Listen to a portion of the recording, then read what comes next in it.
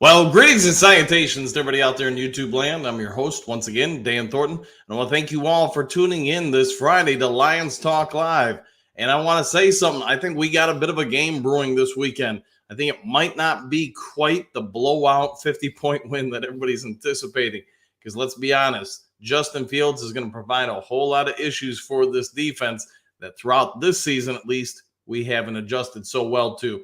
Also, before we get into that, if you're new to Lions Talk Live or this is the first time you've stumbled upon us, hey, please consider subscribing. We're trying to make a push to get to 4,300 subscribers, and if you could be a part of that push, surely would be appreciative. I think we've got about 70, 75 more to go to hit that goal. So if you're able to contribute towards that, I would be thankful. And also if you could hit that thumbs up or like button. So as we get into it, as some of you may also be aware, on top of being a YouTube content creator and a coach, I do a little real estate and have for over 30 years. We've been one of Michigan's top 5 to 10% agents.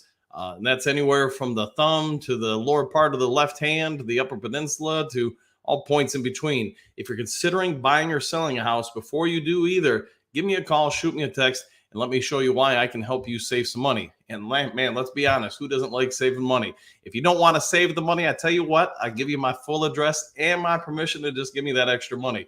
But if you do want to save some money, especially going into the holiday season, go ahead and give me a call. If you're outside of the state of Michigan, you can still call me or text me. I can try to give you some advice, at least point you in some helpful, thoughtful directions. All right, now with all that out of the way, I want to give a bit of a shout out to my girlfriend. As most of you know, yesterday was my birthday, and she surprised me with a Lions Talk Live sweatshirt.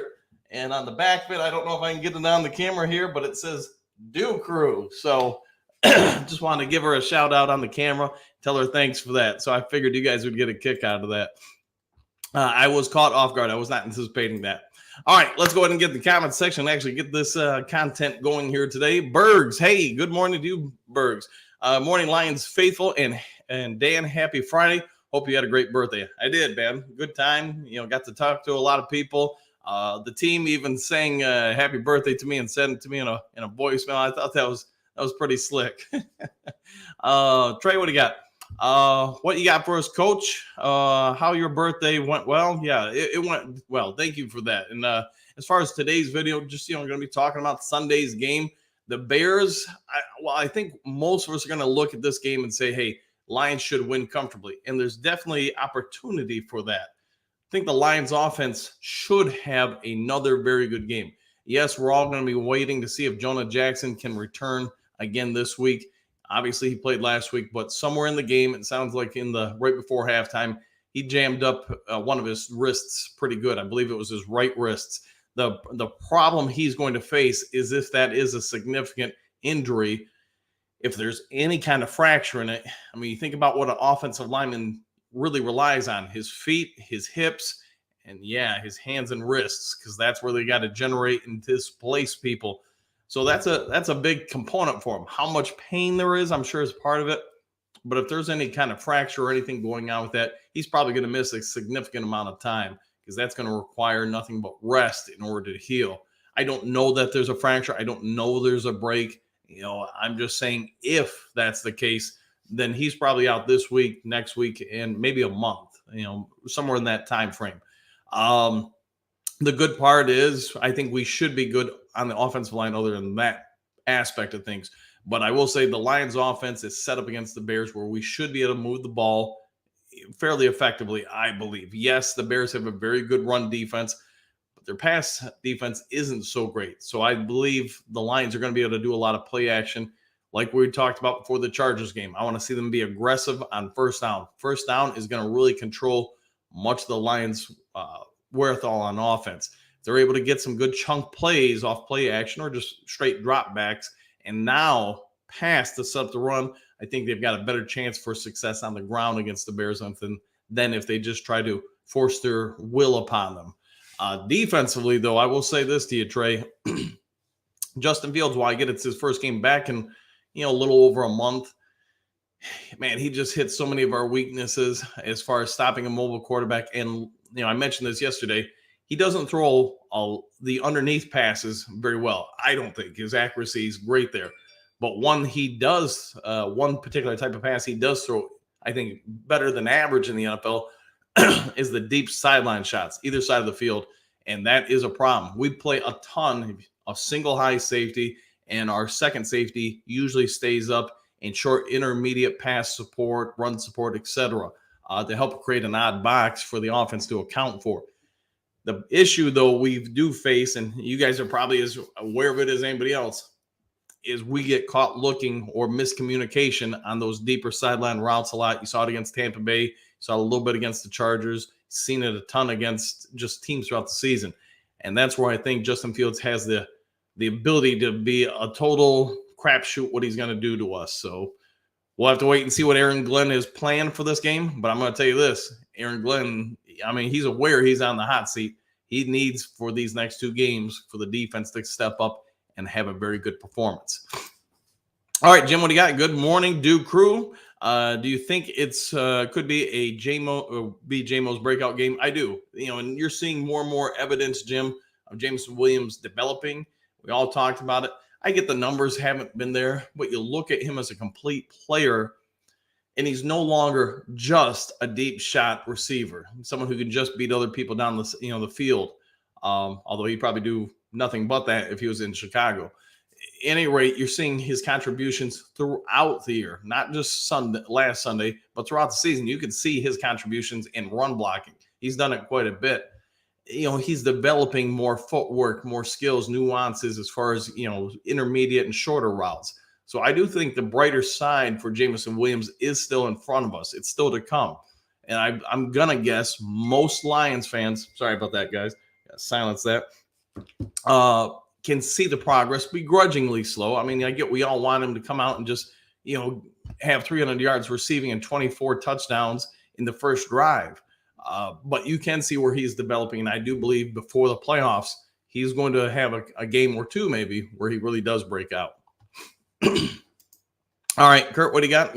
Morning on the crew that does. How many yards will we put up on Chicago, and how many total yards will Fields have? You can put me on the spot here and make me guess early, before my morning Mountain Dew. I'm going to say Detroit will have 535 yards total. I'll go with 124 on the ground, and the rest obviously through the air. So I'll let you figure out who gets what. I'm going to say Laporta will have a pretty good game. Jameson Williams and St. Brown will have big games. And obviously Goff will have a pretty good game if those two or all those receivers are going off. As far as the running backs, I'm going to go with Gibbs having the bulk of the yards this particular game. See if I'm right. I'm sure you guys will. John, what do you got? Can AG get this one done for us? Question that guy. Yeah, and there's a lot of questions or concerns about Aaron Glenn right now, and I get it. The last game, let's face it, if the Lions offense doesn't score 41 points, we don't get a win. The fact that the Chargers, had completed 5 straight drives with touchdowns, that's a problem. 1 or 2 in a row, that's something. Okay, skill sometimes beats the schemes. But you're talking 5 straight drives ending in touchdowns. That's not just skill. They own you. They know what you're doing, how to beat it, etc. And you guys heard me talk about this week. The Chargers found a chink in Aaron Glenn's proverbial armor.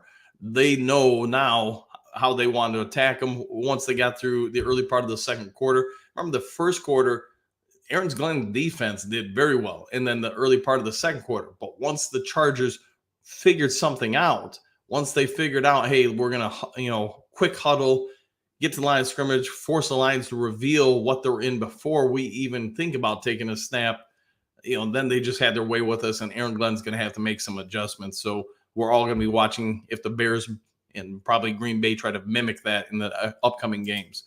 All right, Drake Glenn is on the hot seat for sure. Yeah, I would agree with that, man. 100%. Damian, what do you got? Any word on Houston? I think against Justin Fields, we will miss him the most.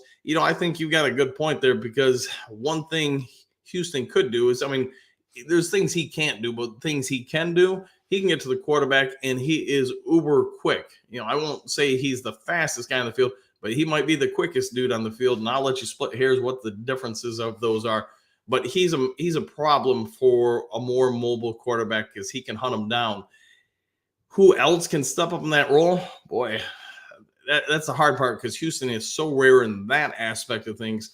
I think it's going to be hard for Aaron Glenn or any team to really mimic that. The one good thing going for Detroit is Justin Fields this year, probably from a health or self-preservation standpoint. He just hasn't tried to run as much. He's tried to develop more of the quarterbacking skills because I think ultimately he's beginning to realize if he's going to make it in this league, make it long-term, get a second contract, really be the quarterback of the future for either the Bears or somebody else, he's got to be able to throw the ball at a much more proficient rate than what he's done. I thought early in the year he showed good signs of improvement. Then he had a little bit of a stage where you could see he started patting the ball too much, holding on to the ball a little too long, being a little slower with some of his reads. And some of that is teams started playing a little bit more too high safety to take away, those deeper shot routes down the sidelines that he does throw so well. But he's going to have to grow and develop. But we talked about this a little bit, Damien, yesterday, that I thought these last 8 games that the Bears face, I think he's just going to let it rip. He's got to. He's got to go out there and show every team in this league that he can run, he can pass, he can play through injury, whatever, because he understands, I believe, and so does his agent, this is it for him. He's either going to be the quarterback of the future for the Bears or somebody else, or he's probably a backup for the rest of his career. So he's got everything to lose here and everything to gain. That's a dangerous player to have to play against, in my opinion, especially at the quarterback spot of all spots. Went on too long about that, but hey, you guys got the point. Big Eddie, what do you got? Good morning, Coach. Happy late birthday. Any chance Aaron Glenn finds a way to get pressure? Whew. That is going to be the topic of today, without question, and probably tomorrow and Sunday. If he's going to do it, it's got to be, in my opinion, it's got to be out of, designs. He's got to every play call something that's going to set something, one person's going to go block here so somebody else can roll there and get pressure. The problem they're going to face with that is if that pressure doesn't get there, you are going to leave a big hole for Justin Fields if he so desires to run through, and now you got to pull coverage out of somewhere else to account for him. Now, unlike last year when we played Justin Fields, and he did eat us up both games, the second game at Ford Field, I mean, let's be honest, if he doesn't get that, thigh injury towards the end of the first quarter, he's probably running a whole lot more because he had 100 yards rushing, I want to say by the end of the first quarter. So, but anyways, going back to my point, last year we played almost strictly, both times we faced Chicago, man-to-man defense. And yes, that does leave some holes if you don't get pressure. If the pressure doesn't get home quickly, it does leave some lanes for someone to run through, like Justin Fields or any kind of quarterback with some athleticism. This year, we predominantly are playing zone coverage. So that does mean if the pressure doesn't get there initially, there are some options in the second wave of the defense to account for them. The problem will become if that coverage has to come up to now get or account for Justin Fields scrambling, that leaves a lot of holes in that zone for limited personnel to have to account for. So the opportunity for some deeper shots to get wide open people are going to exist more and more, in my opinion. But it also does mean you can mix up some of your, defensive line and linebacker responsibilities to get some delayed blitzes, some zone blitzes, some drop schemes into potential passing lanes that maybe Fields isn't anticipating to create some turnovers or tip passes at the least. So Aaron Glenn, this is a big game for him. The Lions may win irregardless, but I think he and that D has to want to step up and say, hey, we're not the Achilles heel of this team. We can actually help us win. Because let's also be fair to the defense. There have been games this year, like say Kansas City, where the offense didn't really perform incredibly well. That defense won that game for the most part. So let's not have too quick of memories. But yeah, Eddie, again, I'm going on too much about this, but you probably get the point. The Lions need to step up here on D. All right, Mike, what do you got? Greetings and salutations. Same to you. Hopefully you're having a good one. Michael, howdy, Dan, and Lions Faithful. Same to you, Mike. Hopefully you're having a good one. Doug, what do you got? Coach, nice call on CJ. The day after you mentioned him, he put a video out of him working out. Says he's close to returning. Thoughts? Yeah, and I think I told you guys one of my friends gave me a good tip that Gardner Johnson is getting very close. And then I think it was literally like the very next day he had some video out of him, I don't know, doing whatever he was doing. I didn't see the video, but it sounds like he thinks he's going to be back sooner versus later. So if nothing else, he'd add some good depth to things. All right, mile marker, good morning. Thank God it's Friday. Yeah, I have heard that one a bit, but yeah, Friday is here, man. Don, what do you got? Greetings and salutations. Let's handle business. If we can run the ball, game over. Yeah, I would agree. If we can run the ball on the Bears, they're going to be in real bad shape just because then Goff is really freed up along with the receivers to do what they want. And, even though I do think the Bears are going to give us some problems for our defense, I also don't foresee them sticking with the offense. And that's no discredit or disservice to them. It's just this offense for Detroit is really clicking. And I think if they continue to do that, as long as they don't shoot themselves in the foot, it's just going to become, I think, a math problem for Chicago. If Detroit scores 35, what's the likelihood you can match that? And that's where I think the game is ultimately going to be decided. All right, Don, not a blowout, but I expect a comfortable win. All right, so Don, what do you got? Like 10 points, 20 points? What's comfortable to you? Iceberg Slim. All right, 28-6. Man, the Bears are going to score more than 6. Come on, be real, man. I'm just messing with you, man. All right, so Iceberg's got the Bears winning by a comfortable amount. I hope the Lions score more than 6, especially at home, but we'll see where your prediction goes, man. Willard, per my sources, Rodney Peete is trying out for the Lions practice squad. I'd be down with that. Rapping Rodney. Hey, I'll be real, man. I don't think he was the greatest Lions quarterback ever, but he was not bad. He kept getting injured, and especially I want to say to his knees. So that's got to be tough on him. But and especially the year that the Lions won the playoff game and Kramer came in. I want to say Kramer was like the fourth string quarterback. I want to say you went through Rodney Peete. Right, you're gonna test me here. Bob Gagliano. I want to say there was some other dude too. Maybe I'm wrong, but there was like a trio of them in front of Kramer, and then they all fell down, and then Kramer kind of just got the job out of necessity. But let's be honest, man. When he got his opportunity, he ran with it. All right, Don Iceberg Slim, aka Drunk, this early. Well, let's just say he is very optimistic about his team's situation. Robert, do unto others, yes, as you would do unto you. I got you there. That's a good one. I'm going to use that this morning when trading. One funky. Don, he put the Bear next to the score he thinks the Bears will have. All right, we'll go with that one funky. Good call. Ryan, nice garb. Can we order them? Hey, that's an idea. I tell you what, Ryan, what I'll do is I'll ask her where she got them.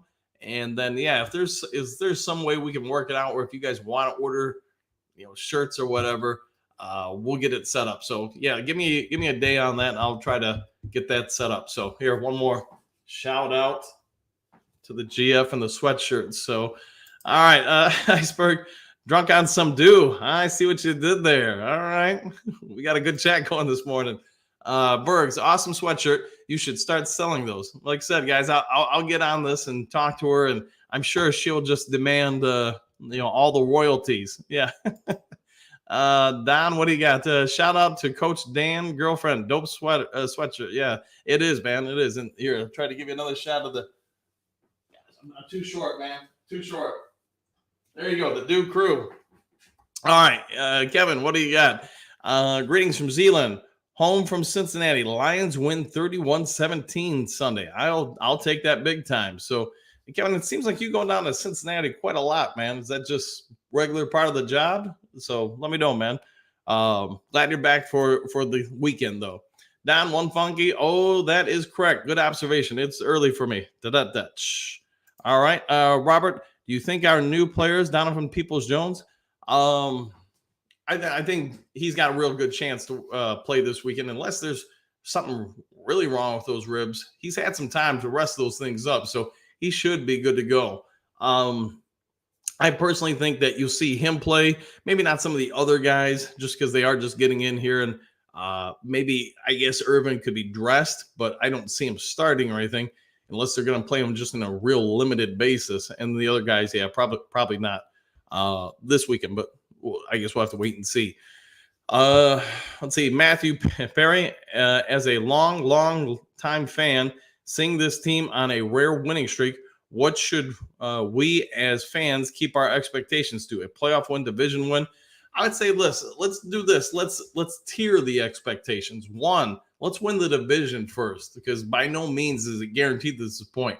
It's set up pretty well for us, but let's assume for right now, at least, we win Sunday, we win against Green Bay, and then you've got the pseudo 10-day, bye or whatever to the following game. So you're 9-2 at that point. If Minnesota should lose 2 games in a row, and now they're whatever the record is, they're 4 games behind us, then you probably say you got the division at that point. If Minnesota wins both of those games, I must tell you this. I'd be looking at the Lions' last 3 games and saying those are all playoff games. 2 against Minnesota, surrounded by 1 or split by 1 Dallas game. Detroit is only 2 games up on Minnesota entering those last 3 games. Man, they're going to have to get 2 wins, I think, out of those 3 to secure the NFC North. And maybe I'm not doing the math right in my head, but there's a real possibility that each of those games matter. Me personally, and that's all it is, I'm hoping all 3 matter. We win the first 2 against Minnesota and then Dallas. Then the third game doesn't matter. You want to, play all your starters the first quarter or whatever. You can do that and then rest everybody, get some of the younger guys some experience the last 3 quarters.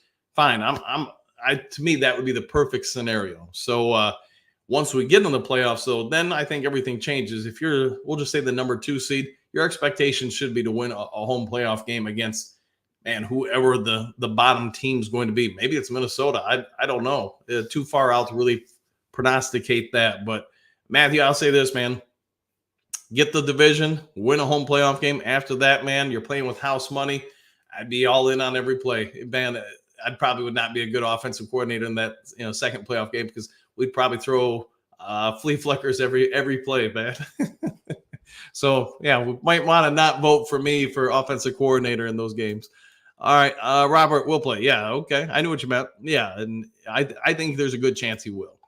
Don, is the Bears' run defense really that good, or is it good versus teams like Panthers, Raiders, because Chargers cooked them? That's the one problem I have when you look at stats, at least in the NFL. You're talking about like a Major League Baseball team. You get 80, 90 games in. That's a lot of repeat information against multiple opponents. Those stats to me matter more. Same with the NBA. You get 40 games in. You've done these things to so many different teams and scenarios that you see a lot of consistencies. The problem I have with the NFL is, man, so much of it changes based on who you're playing.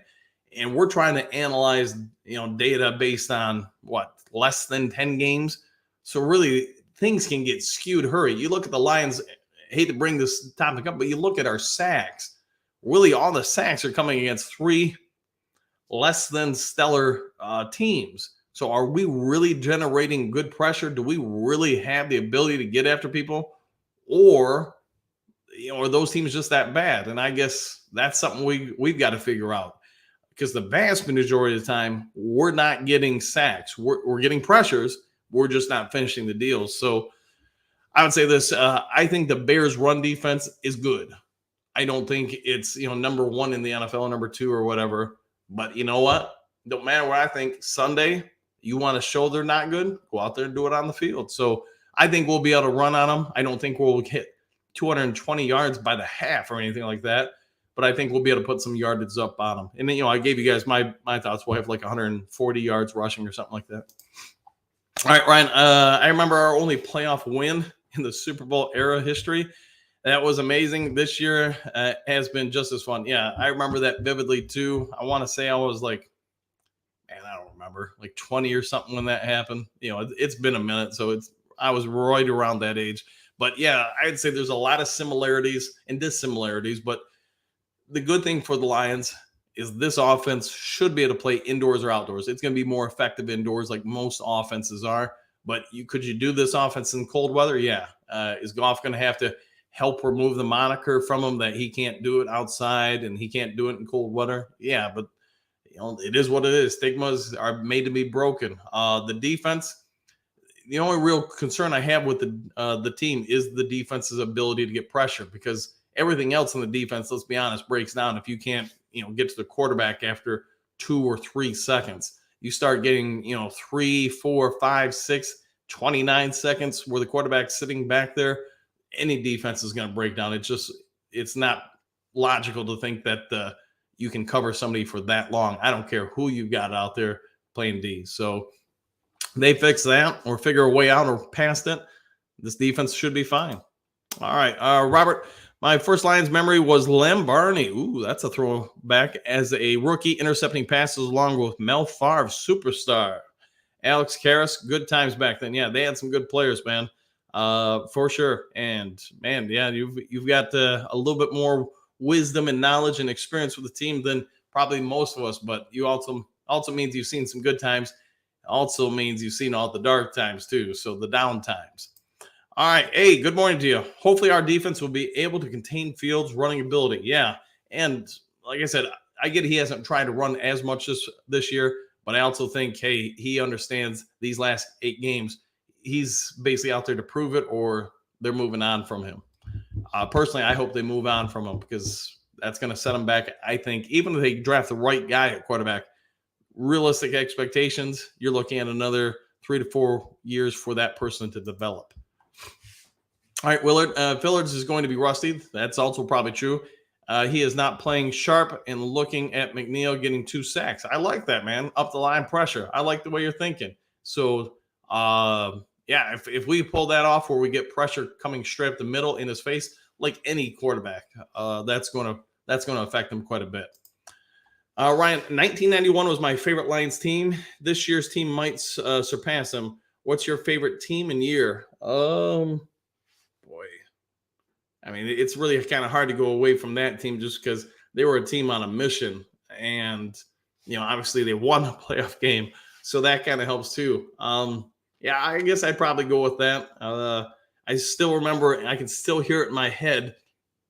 Was it ESPN? You had the highlight show with Chris Berman and Boomer, and I can still hear Berman going, Pete to Robert Clark, Pete to Robert Clark. And just when you thought you saw enough of it, Pete's going to find who? Robert Clark. And yeah, I mean, they had so much going on that season. I remember they were down in Minnesota and they were down like 17 points with like something like just under 7 minutes to go. And somehow they came back to win. Just a lot of the different things in that season. All right, Trey, what do you got? Rising to all. After doing my due diligence on Goff, I'm open to giving him a long-term extension. He's been dealing this year. It's true.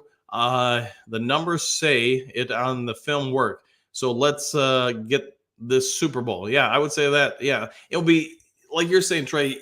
I think he's proven himself, and he's got 8 games left this year. If he just maintains what he's doing, I mean, that's a heck of a QB season he's put together. So my question is going to be, how much do we pay him? Is he willing to take a little bit less to help keep other parts around him? It'll be real interesting to see where they go with this thing. Because if they only give him a 2 or 3 year deal, that means they think they're going to be replacing him sooner than later. But yeah, a lot of good things are going to come out of Goff and the rest of this year, and just what we do in the offseason with them. That's going to be the big tell, I think, as far as where this team's going direction-wise with quarterback for the foreseeable future. So good calls on you. All right, Bergs, Goff, 346 yards, 2 touchdowns. Monty, 140, 2 touchdowns. St. Brown, 137 and a touchdown. All right, those are some good numbers, man. Those are some Madden numbers, and I'm all for it, man. Bergs, I have to agree with you, Ryan, that 1991 season was a one I will never forget, but this one is getting up there. Yeah, there's that. And I can remember there was like the 93 team was going to miss the playoffs, but then they won something like 8 straight games to end the year to make the playoffs. And I want to say they won the division too. So don't hold me to all that because you're pushing my memories a little bit, but there was the 90s were pretty good Lions other than playoff wins. All right, Tony Lee Gibbs will get 2 TDs. I'll book it. So I'll take that all day, man. And good morning, Coach Dan. Another good morning. Same to you. The Eagles gave up 31 points against the Commanders twice. Lions gave up 38 against one of the best quarterbacks in the league. Now the sky is falling. Yeah, it's just fans, how a lot of us react to things. You want to see them get stops. It didn't happen. I mean, it is what it is. But kind of your point, though, Sam Howell, here's my question. Is he the best quarterback out of that rookie draft class? That would be a question probably nobody would have anticipated early, but one that you might have to face now. All right, Justin, good morning to you. I know we need pass rush band, and it looks like Browns will need to make a cut or two to pay Watson. What do you think it might cost to trade for Myles Garrett? Won't happen, but won't happen. I know, but Hutch and Garrett, yeah, that would be murder's row. But my guess is to get someone like that, boy, you probably have to give up 2 firsts or pretty close to it. So like a first, a second, a third. And I just don't see, I don't see Dollar General Brad Holmes giving up all that for anybody. Unfortunately, I mean, as much as we would all love to see that, just also being real, it's not currently in our expectations for what he would do. I think that just doesn't seem like his type of avenue. But maybe we're wrong. Maybe he'll catch us off guard and pull some huge move in the offseason. All right, Don Burr, what do you got? I think it's more dangerous for Fields guys in those situations try to do too much. Yeah, and try to overcompensate, try to go outside the scheme or whatever. Or were they saying against, what was it, Lamar in Baltimore, that a lot of guys just weren't sticking to the game plan more or less. And they were just losing containment or whatever. But let's also be fair. Lamar Jackson didn't kill us with his legs for the most part. It was his arm and passing, and we just never adjusted to it. But to your point, Don, I think you're spot on. If guys try to just, go glory hunting instead of just sticking to the game plan and playing with each other, that's probably where we'd really get in issues. Lorraine, what do you got? Bruce Irvin ran a 4.43 combine. Now, it's been a long time since he ran a combine, and he's had a couple knee surgeries, but the fastest linebacker 40 ever is still 3.38. Little known fact. Man, who ran a 3.38? If you got that, let me know, because that person was howling. Did they have an S on their chest and a cape? Let me know if they were looking for a phone booth to change in. All right, Scott, good morning, Duke Crew from the Canadian Lions fan. May your day be awesome, eh? Coach, question. In your opinion, with Ben Johnson's gimmicks plays, are they scripted or is the game situations call for it? I think it's a little bit of both, probably, Scott. They've obviously got him on the playbook or sheet, and then just certain situations pop up. Most offensive coordinators or head coaches, whoever's going to call the plays, they do tend to script out their first X amount of plays. Some will go with 5, some will go with 10, 15. Rare situations will go with more than that. But the longer you get into the game, everything's called on the fly based on just feel, I guess you'd say, what the defense is having success with, what they're struggling with. So really, you get about, I would say for most teams, through the first drive or two.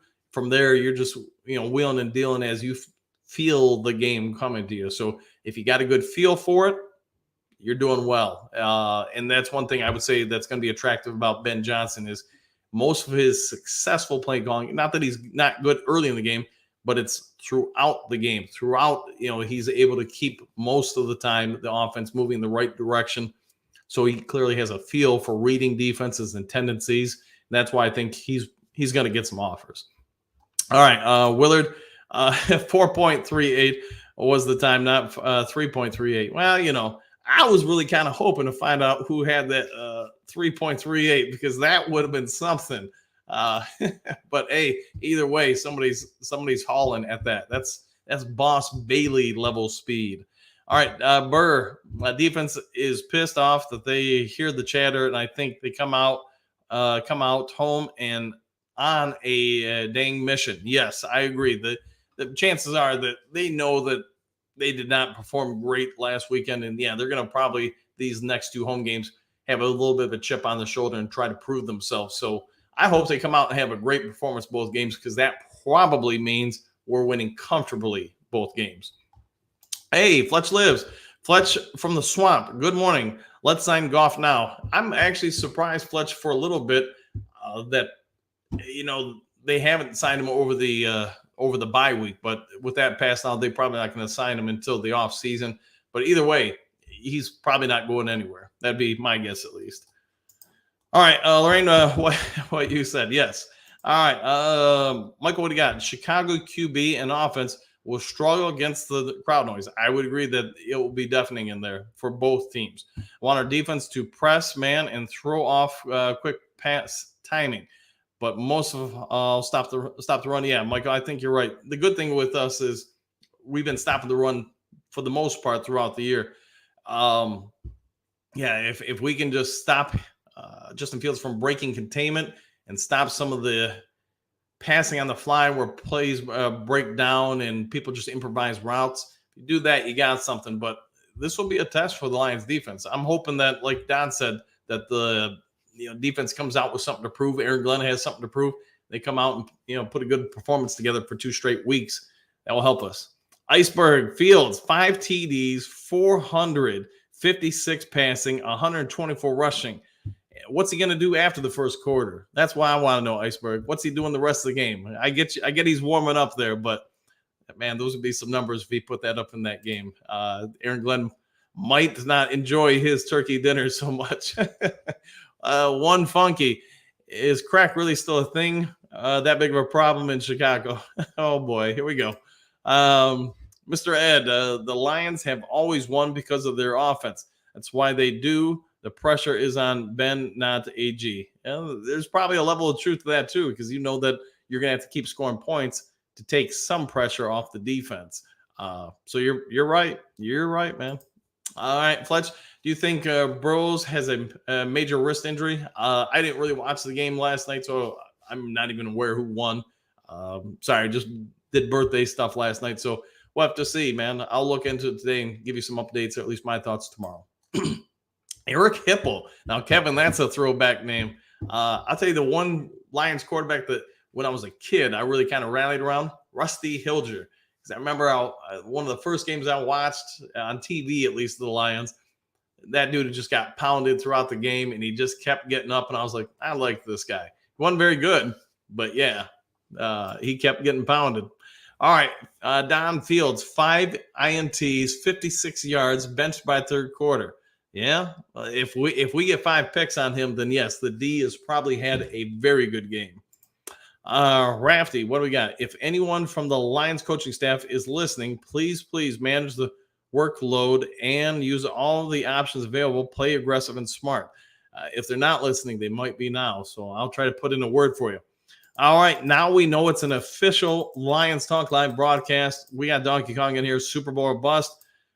Phil just woke up. Man, Phil, come on, man. We need you. Get in the chat. Good to see you, man. I'm just messing with you. Greetings and salutations. Just woke up. Hopefully you had a good morning then, or a good night or whatever. But hopefully you rested well. And good to see you in the chat, man. Missed you. Rafty, Lions 24-14. All right, I'll take that. A little closer game. I still hope we win by 100, but, I'll settle for 50. Kevin, every other week in Cincinnati for work. Gotcha. Heading to New York City for Thanksgiving.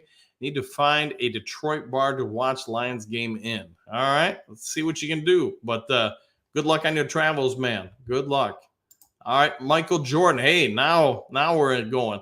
Good morning, Lions faithful. Jordan, who do you got winning? Are you betting against Chicago or are you going with Detroit? Let me know. All right, Ryan, U of M's saga took a bizarre turn. Harbaugh caved, or am I missing something? I mean, without knowing everything going on there, I did hear about the fact that he just said, hey, I'll sit out. But ultimately, it's probably not that bad a deal, I guess, all things considered. You're going to – you already know the first game of the suspension you won. Okay, it sounds like they should win comfortably this particular weekend.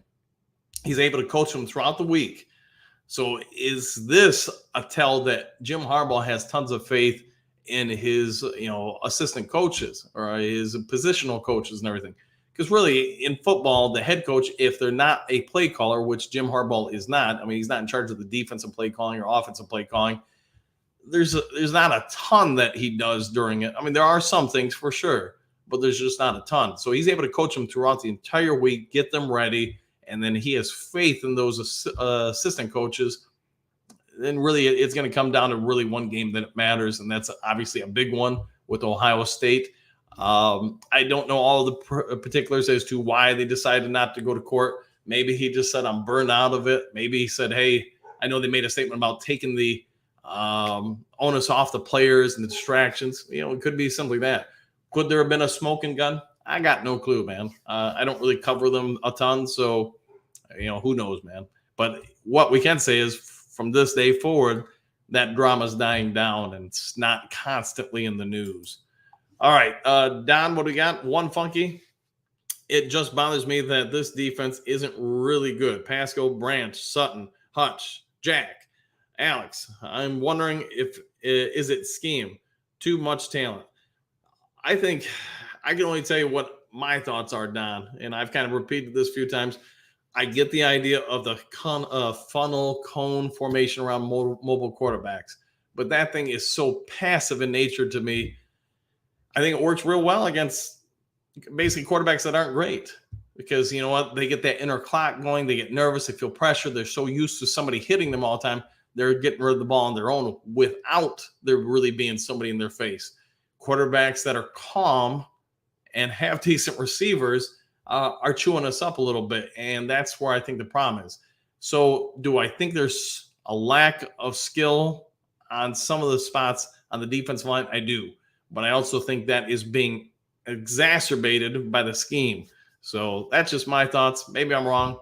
Somebody else might come in here that's, turn this defense around and make it one of the greatest ones ever. Who knows, though. And what I can tell you is Aaron Glenn is who we have now. He's had some good improvement, in my opinion.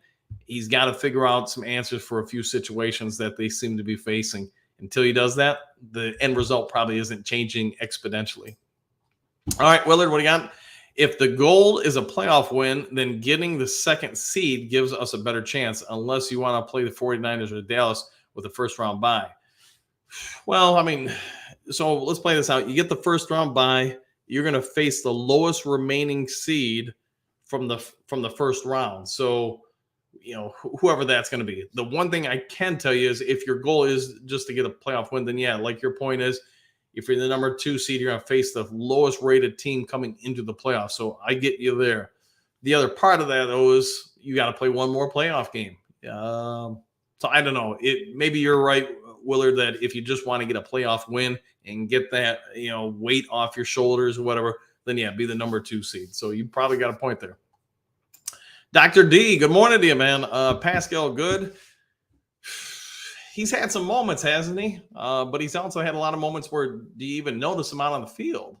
And that's kind of the problem, I guess, at this point. Plus, I wouldn't say he's injury prone, but he's had some injuries. And if he gets another one here this season, then he's probably teetering towards injury prone. But he's got the personality. He's got all the stuff that the Lions clearly look for as far as locker room guy, team leader, mentally developed a particular way. He's got all that stuff, but at some point, you still got to be an athlete. You still got to make plays. All right, anyway, Chicago's run defense ranked number 2 in rushing yards allowed, passing yards allowed 26. Chicago giveaways team ranked 27, total rushing offense 5, total passing yards 24. So yeah, there's the good thing is, our rush defense is pretty good. How much is Justin Fields going to try to augment that on his own? That's where we'll have to wait and see. Passing yards, yeah, they haven't been great this year. They do have certain things they're good at. And, I don't remember the guy who started the last few games for Chicago. And the guy, the D2 dude that's done fairly well. And he's won a couple games. But, man, those two quarterbacks are so opposite in what they do well and what they don't do well. If you could somehow merge those two together, you probably got a pretty good NFL quarterback. Lincoln Clay, what do you got? I'd like to see the Lions go back to playing like they're giving everyone the middle finger. They're more dangerous when they have a chip on the shoulder. I agree, man. I 100% agree. That's kind of the way they were built, right? That's kind of Dan Campbell's makeup. It's kind of where we're successful. So I hope they come out and just, embrace the bad boys or whatever, the villain roles, because then they're probably playing better, to your point. Phil, what do you got? Lions now known as a road team.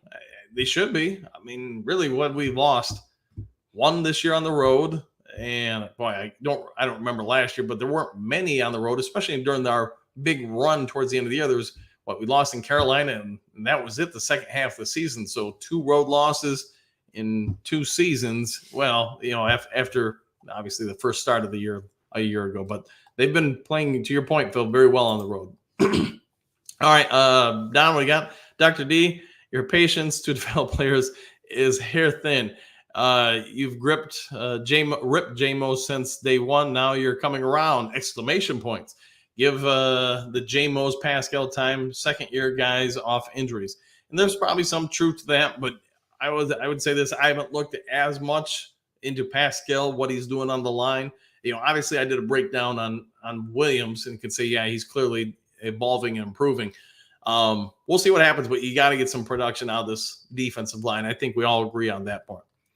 All right, Dr. D, throwing back here, 91 and 81. I know the 81 team, yeah, the Eddie Murray missed field goal. So, yeah, those were some good teams. NorCal, I hope they keep Fields. Don't want them getting lucky and drafting the next Stroud. And there's probably some truth to that, too. Man, the Bears do have some good options if they do it right. And, of course, that's the key. They got to, whatever they decide to do with those draft picks, they got to hit on those. If they do that, then they're going to get better a whole lot sooner. Dr. D, Billy Simpson, Barry, best years. Correct. Phil, Fields rested and Ken has a injured thumb. He's going to run wild and play more street ball. He might have to because, how I get the thumb isn't going to be 100%, but it's going to be, I would assume at this point, pretty healthy. I get he's looked into wearing a glove to try to improve his grip on the ball. I get that he may not do that. So it just seems like there's a lot of uncertainty still in front of him. He already doesn't read defenses incredibly fast. He's gotten better without doubt. He has improved. But, sort of your point, you come in rusty. If I'm Aaron Glenn, I'm putting all sorts of pressure on him and trying to make him just run the ball. Because that way I can get bodies on him and hit him. And maybe, I don't want to hurt anybody, but you aggravate that thumb a little bit. Now he can't grip it. He can't rip it. He's probably not in and playing. So we'll see what shakes out. Dr. D, Don, yeah, after 3 years, my patience wears thin. Pascal to me is just average skill set. Okay. Campbell also average. Phil, if Goff goes down, can Bridgewater lead the team? He's going to have to. There ain't nobody else, man. So he would have to come on in. JMO, 4 touchdowns and 300 yards in one game. I would take that, Phil. And I got to imagine at that point, Lions fans nationwide celebrate hard. Stephanie, what do you got? JMO will shine this Sunday. 250-plus yard touchdowns. I like it, man. There is starting to be some JMO love up in the channel. I like it. Don, what do you got? Campbell has played 11 games. We don't know what he is. Wow, man. Woo! Pascal has been injured, man. I swear these days guys have to come in as ace superstars. Gibbs was getting the same treatment.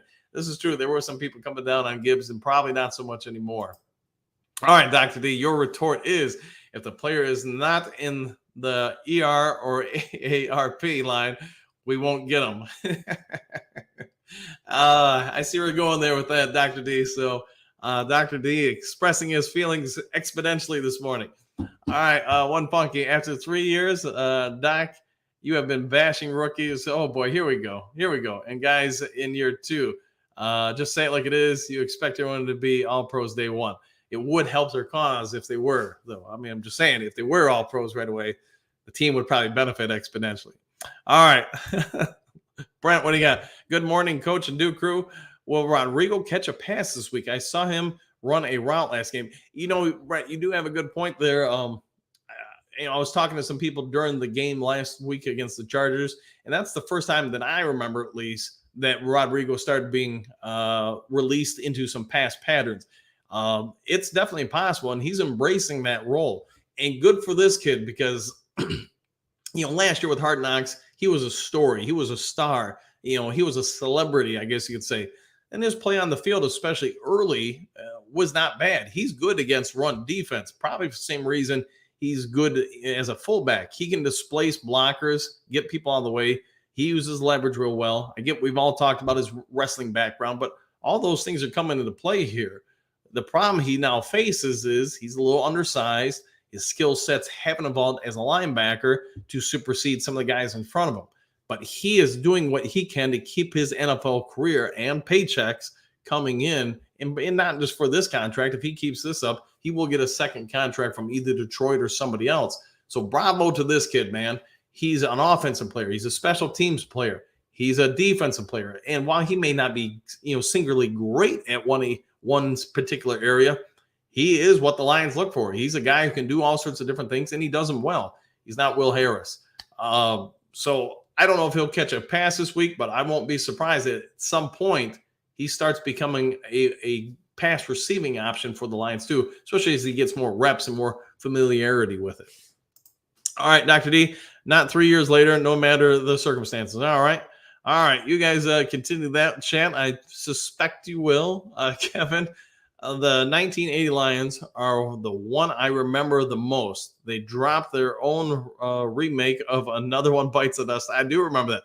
Billy Sims, Gary Daniels, Freddie Scott, Al Baker, the infamous Thanksgiving Day game. Yeah, I know exactly what you're talking about. If you guys don't, look it up on YouTube. I'm sure it's on there, man.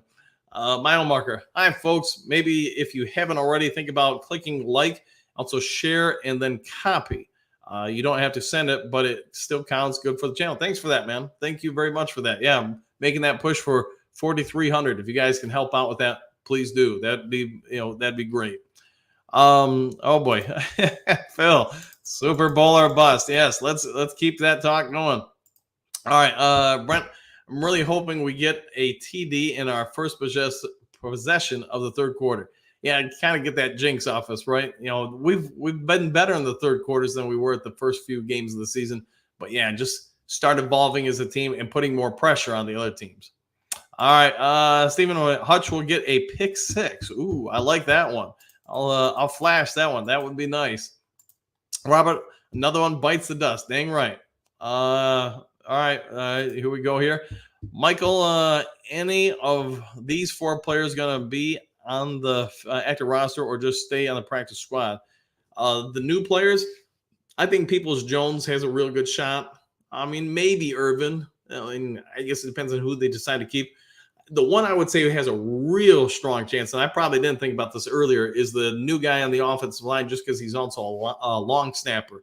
So with Big B going on the IR, we don't know what's going to happen with Jonah Jackson, but if he does miss, then I'd say, yeah, that guy is definitely up for this game. All right, what do you got? Fletch lives 31-14 Lions. I'll take that. Oh boy, you guys are still all right, here we go. Phil, you were really gonna steal Donkey Kong's daily intro, huh? Hey, sometimes when people borrow something you do, it's a compliment. They wanna add to what you're doing. So imitation is the sincerest form of flattery, or whatever the saying goes. Flesh lives on the iceberg. I love your passion. Yeah. Iceberg's a good dude, man. He might be a Bears fan, but I like him being a part of the channel. Phil, do you say it already? Just keeping up the tradition, not ripping off anything. Yeah, it's just, hey, man, just keep it going. That's right. Dr. D, come on, man. You're a season ticket holder. You've seen the worst. You've seen worse than Mikel LaShore. Oh boy, that's a throwback down. I remember that one. Brad Holmes can add 4 players in the top 100 of the draft to this awesome team, plus free agency. This year and next year looks to be great for the Lions. Yeah, and I think you're 100% right. To me, it's going to be interesting what they do with some of the depth players. So Romeo Okwara, he's got a bit of a contract. I think it actually expires after this year, though. Tracy Walker has a bit of a contract. And there's a couple other guys that do, too, that they're not bad players, but are they justifiable for their contracts. And that's where I think Brad Holmes is going to have to really play some chess this offseason. But, we'll do more of a dive into the offseason when we get closer to that. But, yeah, it's going to be interesting what they do this offseason. They're going to have to re-sign some guys, too, to your point, Michael. But the Lions are set up to have a bit of a run here for a few years for sure. All right, Phil, Don making trouble this morning. Hey, people just expressing themselves this morning, Phil. Oh, boy. Dr. D. Oh, for sure. But I really brought into the J-Mo pick when we took him. I was a huge fan. Then 2 years happened. Yeah, there's some truth to that. But Dr. D, I will say this, and it's just my opinion. It doesn't have to be yours. I do think the kid is growing, and he's getting better. Eric Hipple was my first Lions QB watching. That's telling you where you started, man. Was Danielson's mine? I'm gonna have to think about that. Greg Landry, Brent. Yeah, you've got us beat, man. You got me beat for sure. I was snake bitten. Yeah, there's like a lot of fans, man. All right, come on, man. Let's get to it. Here we go. Harold. Here we go. Harold. Sunday is going to be good. Lions are going to pull this out. Go Lions. Yeah. And I'm hoping they do. I hope we win comfortably, but I am anticipating it's going to be a bit of a game. I know somebody will ask what's my score prediction. I'm going to go with Lions 34, the Bears 24. To me, that sounds about right. And probably the Lions end up pushing it away in the third and fourth quarter. All right. Bergs, what do you got? Kevin, 34 and 34th and 3rd, Lions Avenue Bar in New York City. Ooh, that's a good tip. Thanks for that one, Bergs. Dr. D, except 1 or 2 years was a bit much, and now year 3 drops, snake bitten, but he grabbed a few with his hands, so maybe, just maybe, I was hard on the dude. It happens, man. Phil, U of M to lead the Big Ten. I doubt that happens, man. I doubt it. I mean, they've been there since 1890 or something like that. We'll see, though. So, all right. What do we got here? Phil, UM going to Big Ten? Yep. Must be a repeat. Sorry about that. Dallas, that will be a big game for us for sure. Donbird, Dallas, no way. Good class, though. All right. Manifest, my destiny. How you doing, man? Dan, good morning to you, young man. Besides the Lions' victory, and what and who are you going to closely watch the Lions-Bears game? Usually, Manifest, when I start watching the game, the first snaps, especially for both teams coming into the game and then again in the third quarter, I try to focus primarily just on the offensive and defensive line. I try to not foul the ball because that's going to give you a big tell as far as what the OC and DCs have schemed up for that game. So I want to see the blocking assignments for our offensive line, or to be fair, the Bears too. I want to start with the center and then watch the guards next to them because that's going to tell what they're going to do with their tackles. Do they feel like their tackles need help? So Detroit, for the most part, they leave our tackles in one-on-one situations. They have enough faith in both of our guys to say, hey, they can realistically handle just about anybody coming at them and have a high opportunity for success. That also means that they're not allowing any pressure to come directly, easily up the middle at Goff. You'd be surprised how often that's not the case. If you have, not great tackles, now you're asking the guards to either block out wide to help with the tackles, or you got to leave in like a tight end or rely on running backs to help with your secondary support of the tackles. But just the more you have to help support the outside tackles, that means the less you have to help inside, or less people you can release out in routes. So from there, with Detroit, like I said, I expect one-on-one blocking responsibilities with the tackles. Now, for our defense, I want to watch what they do right off the bat with the inside rushers for us. So Ali McNeil and whoever they're going to put next to him. So are they stunting? Are they switching? Or are they straight rushing? Now watch the ends.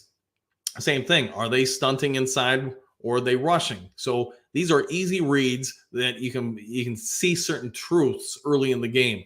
What I'm anticipating out of the defensive line with the mobile quarterback and using just this season, repeat success or predictability out of Aaron Glenn. What I'm expecting, I'm not going to say it's right or wrong, different, just what I'm expecting. Aaron Glenn's not going to do anything other than have those 4 dudes go straight into their guys and push them all in the funnel straight towards Justin Fields. So you're going to create a horseshoe around him and you're just going to try to collapse the pocket. The good part is, okay, Fields can't run up the middle between A gap, B gap, fine. If he wants to run out and break coverage, he's got to go out and around the funnel, and it just takes a little bit more time, makes it easier for somebody else, especially in zone coverage, to help pick him up and limit his ability to run. The problem with it, though, is you're not asking anybody from our defensive line to try to bull rush, swim move, anything to get instant pressure on the quarterback. And remember that part, instant pressure. I think we got some guys that can do it. They aren't allowed to do it because as soon as you put the instant pressure on, now the horseshoe breaks down. Now Justin Fields or a mobile quarterback has an opportunity to break coverage and get out and cause some running lanes for them. So part of the reason why we're not getting more pressures or sacks is because of that. It is designed.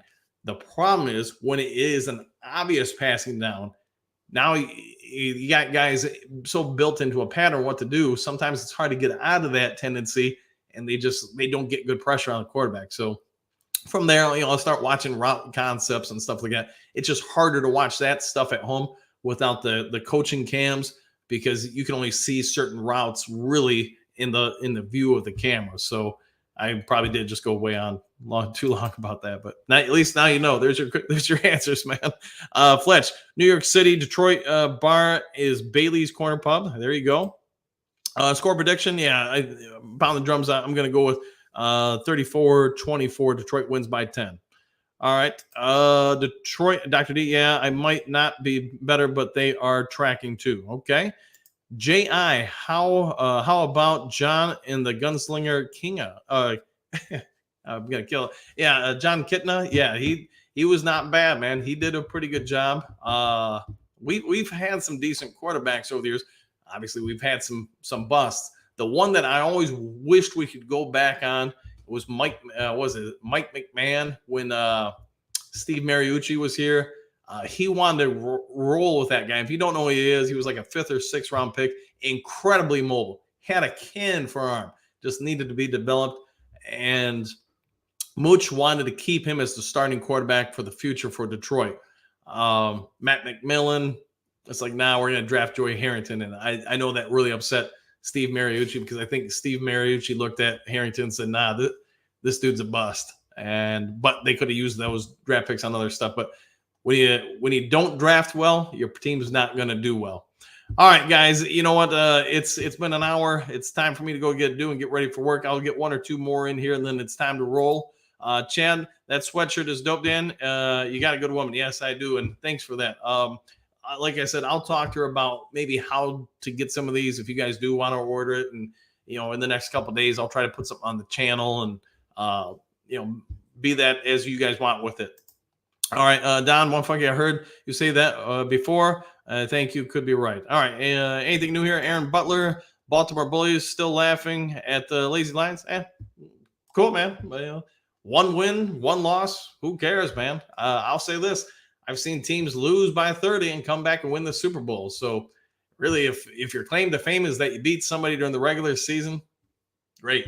So you could easily say, man, Baltimore's had some great seasons. How many rings they got in the last 5-8 years? So there's that too, man. All right.